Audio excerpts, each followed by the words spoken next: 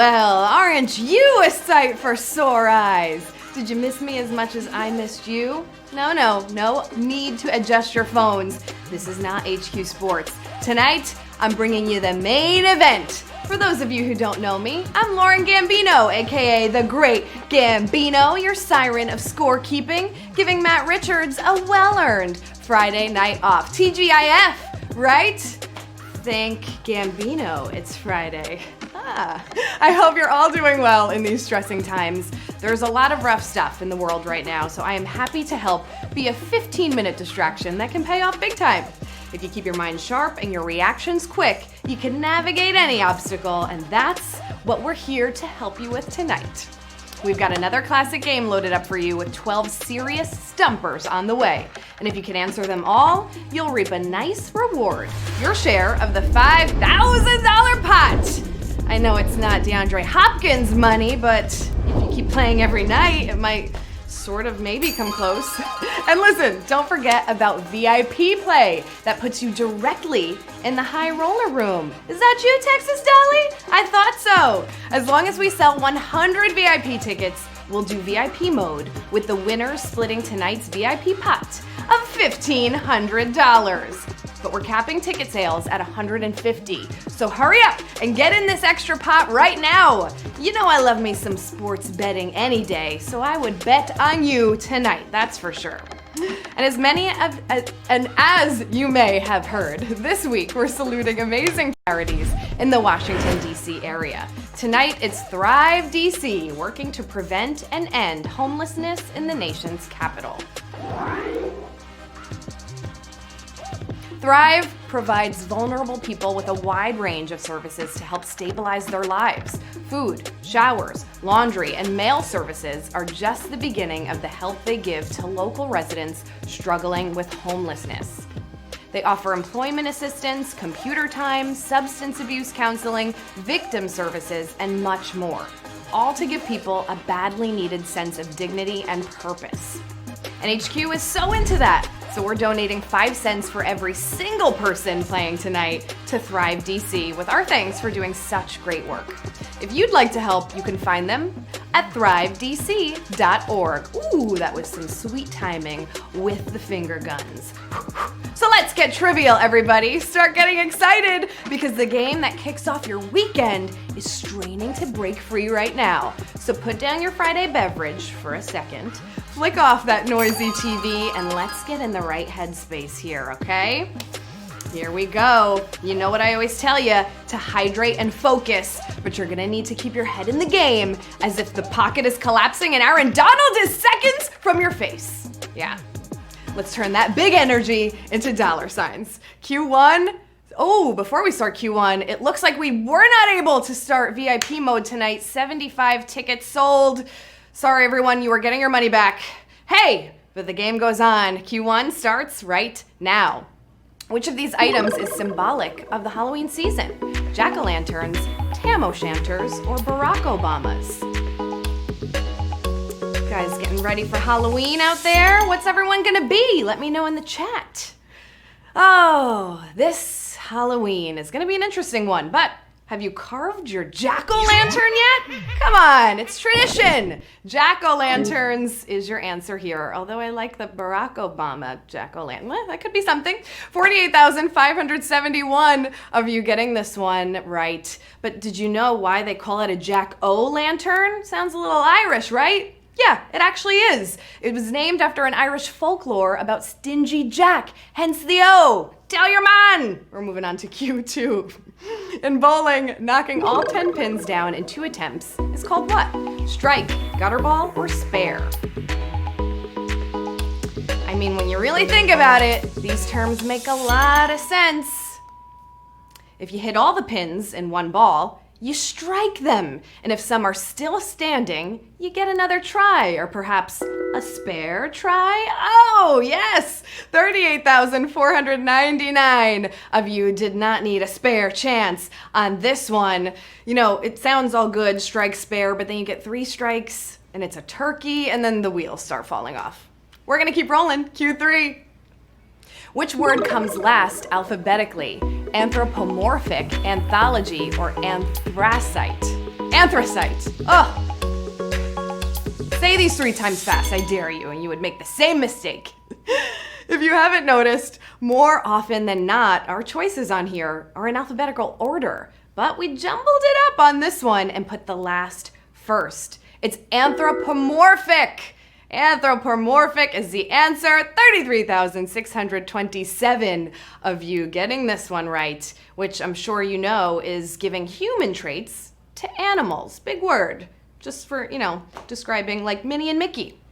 We're gonna keep things rolling with Q4. The MCAT is a test used for entry into what field of study? Computer science, engineering, or medicine? Ooh, MCAT. Anyone ever take it? Let me know in the chat. I'm gonna call this question, though, easier than the MCAT is, right? Because I don't think the test has anything as straightforward as what's the M stand for? Duh, for medical. Medicine is the answer here at Q4. 32,207 of you are sharp as a tack. Let me know, have you taken the MCAT? Do they start with some gimme questions? Are you able to use an extra life? Probably not, but you can here. Q5. Researchers in the UK say doing what will help to make a cat like you? Blow gently, purr, or slow blink. Where my cat lovers at? We all know cats are moody animals, and you can't ever really guarantee one will like you, nor will you ever know, maybe. But apparently, you can buff up your odds by looking at the cat and narrowing your eyes in a slow blink like this guy. I love you.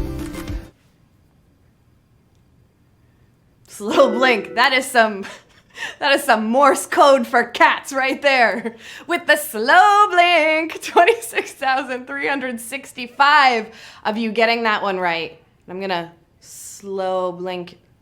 That means Q6. Here we go. It is believed that fried chicken was brought to the US from which of these places? China, Scotland, or Turkey?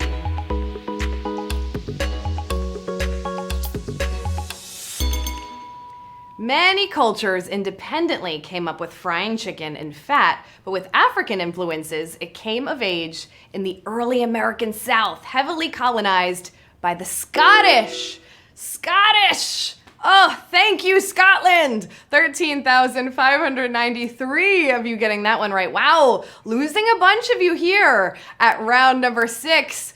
Oof, Scotland, the Colonel, and I, and many others. Thank you for this amazing discovery? No, not quite a discovery, but you get the gist. We're moving on to Q7.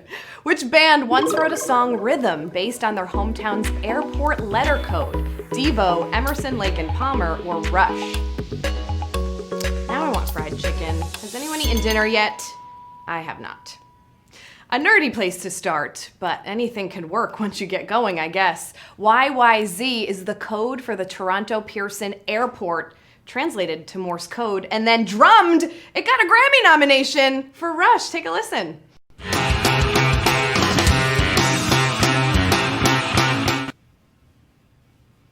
Oh yeah, Rush! 14,220 of you getting that one right. That song worked so well, they didn't need to write lyrics to it. What do you know? For a good old Grammy nod. 3,000 of you missing out here. We're gonna keep moving on. If you have an extra life, get back in the game right now. It's Q8. A business in Japan has given extra days off for employees who do what? Carpool, don't smoke, or take out trash. I'm gonna go with all of these are good ways to be employee of the month, right? Good qualities. But one could add to your vacation time. Since they take fewer breaks, Piala Incorporated offered non-smokers 6 extra days off. Ooh, it pays to not smoke. Don't smoke is the answer. 12,521 of you getting that one right. You would think just adding extra days at the end of your lifespan would be motivation to not smoke, but hey, here's 6 extra vacation days for you.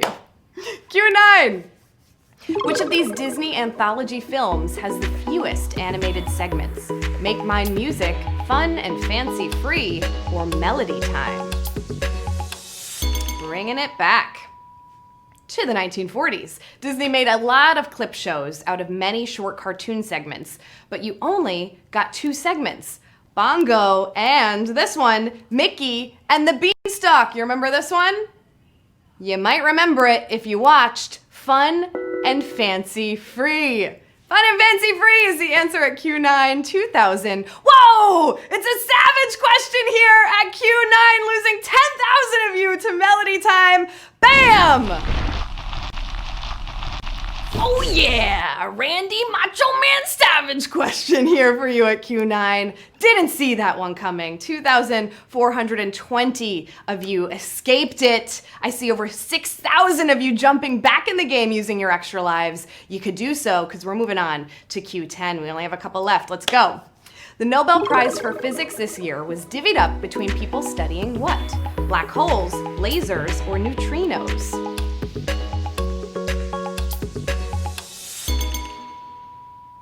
These winners were dealing with a lot, like supermassive discovery. It was a shared Nobel Prize across 3 different countries for discoveries about black holes. Black holes is your answer here at Q10. 7,753 of you getting that one right. All right, we're getting back on track here. Space, still the new frontier. My dad would be very proud that I just said that. Q11. Last 2 questions. Let's see what you got.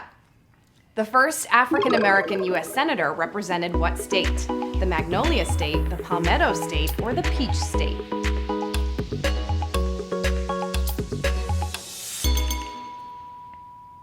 So far, 10 African-Americans have become senators, but it all started in 1870 with the swearing in of Hiram Revels, representing Mississippi, known as the Magnolia State, of course.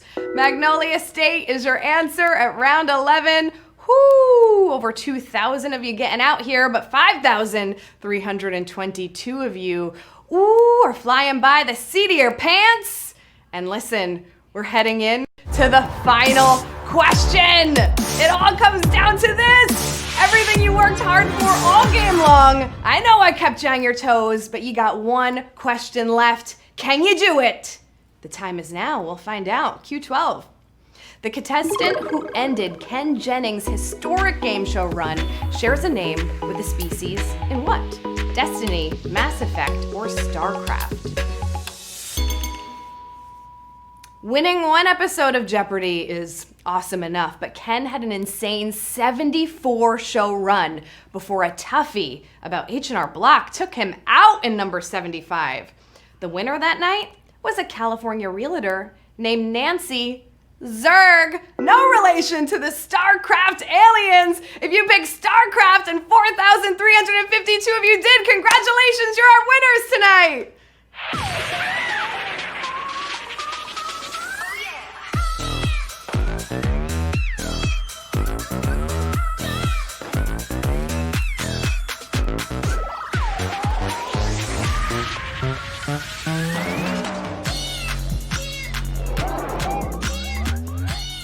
Congratulations to 4,352 winners. It looks like we are all taking home a prize of $1.15, which, hey, thank God it's Friday night and you just